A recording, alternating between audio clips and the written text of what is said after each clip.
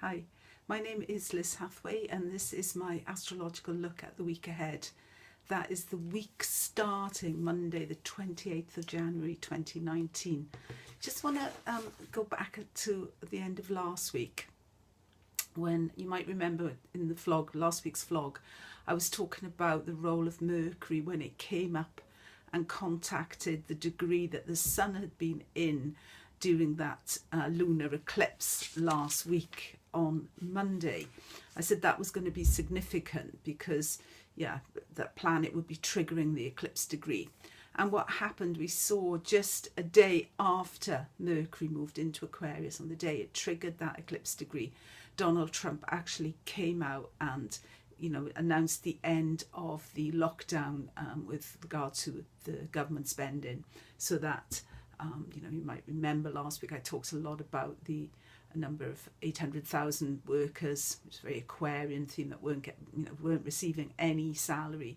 So it was really interesting that as Mercury went over that, into that position that the sun had been in at the time of that lunar eclipse, that this solution there was solved. Looking at this week, we have a number of interesting aspects. On Wednesday, we have the sun conjunct Mercury in Aquarius. Mercury is quite comfortable, I find, in Aquarius, because there is that flow of ideas, there is that clarity, it is very much about mind. And of course Mercury will be in Cazimi on Wednesday, so I'm looking at my agenda here. In Dutch time that'll be at 03:52 in the morning, so it'll be an hour earlier GMT, I reckon. But look out for our dreams, because most of us will be in bed when that is taking place. But when Mercury's in Cazimi, it's like you can have an insight, you can have a kind of conscious awareness of something, or things become sharply contrasted and clear in some way. So it's always a good day. It's always an interesting time when Mercury's right there in the heart of the sun. And on Wednesday as well, we have sun sextile moon. Moon is in Sagittarius. So there is this sense of flow as well, this sense of male, female, light, dark, conscious, unconscious, that there is a movement, a sort of flowing movement between these two polarities, which is really nice. It's a nice day to, you see me kind of rocking here, but it's that kind of feeling actually. Thursday, we have the first of the three contacts between Saturn and Neptune. That's a sextile, opportunities. And sextiles are always about opportunities. We have to be procreative. We have to make things happen. But it's very much about earthing things. Neptune is the full glory, in a way, of the imagination. We can imagine, if we can imagine things, that is a first step to anything. And then from there, it's about making it real, bringing it down to earth, giving it form. Saturn's in Capricorn at the moment. As I said in my overview of the year, my bird's eye view of the year, it's that combination between Jupiter square Neptune and then followed by Saturn sextile Neptune, that really forms the backbone of the year. And it's about daring to dream, but also about working hard to make those dreams real, to bring them into the world, to birth them. So that's the first one on Thursday. So yeah, try and get at least something down on paper, if nothing else, because that as well, if you write something down, it's already, in a way, it's taken the first step towards concretization. On Saturday, we have Mars square Pluto. This is much more of a troublesome aspect, or it can be. Let's look at the positive first. Mars is now in Aries, which is the sign of, breakthrough. It's the sign of the eruption of energy. It's that initial force that is required to move a mountain, in a way. And let's face it, Pluto in Capricorn is quite a mountain. Problem with Mars in Aries is it lacks staying power. In that respect, Mars in Scorpio gets a much better deal, because Scorpio just goes on and on and on, whereas Mars in Aries, it tires. It has to stop and then go at it again, and then sometimes loses interest as well. That's Mars in Aries. But square Pluto, so it has good sides. It can be that breakthrough. It can be a catharsis of some sort. It can be a quite positive thing if you can actually control it. Because if you can't, Mars square Pluto can be much more destructive.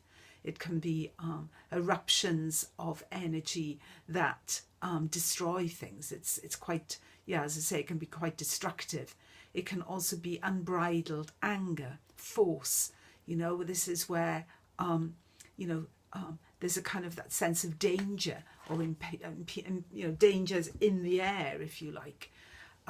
It's also, Pluto is quite psychological as well in many ways, certainly in Capricorn. So it might be, you find out about something that really rattles your cage and creates this anger.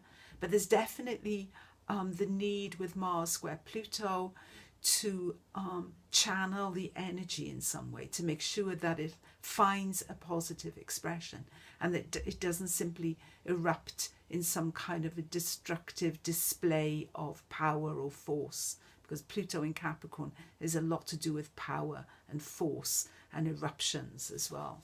And that's falling on the day that the moon is also in Capricorn on Saturday, and in the course of the day the moon also conjuncts Saturn. So again, coming on the back of that Mars-Pluto square, this feels quite painful in a way. But again, Moon-Saturn conjunction in Capricorn can also be about, that commitment till death us do part. I'm with you all the way on this, whatever emotional a burden it puts upon me, I'm going to do it. I'm in it because it's a conjunction. It's the start of something. But it could also be, if we just follow the news, there might be, some sad news or something that, makes us angry in combination with Mars, Pluto. But Saturday stands out, I think, in many ways as the day that emotions in the collective are going to be most difficult to channel. And then on the other hand, Moon conjunct Saturn can also be about containing feelings, which maybe with Mars, Pluto square might not be such a bad thing. But it's an interesting combination of energies there. Sunday is much lighter in many ways. We have Venus in Sagittarius trine in Aries and Mercury sextile in Jupiter. So if there's a day this week where you want to engage with other people, that you want to get other people on board, in terms of what your ideas are, you want to reach out to people, you want to make new connections, you want to share. It's very much about, sextile as well. Mercury, sextile Jupiter. It's share your thoughts, share your ideas. Don't hold back. Saturday is about holding back, waiting maybe for the right moment. And Sunday is the right moment. Get on with it, get your ideas out there, get engaged with people. And what we also see on Sunday is Venus moving into Capricorn.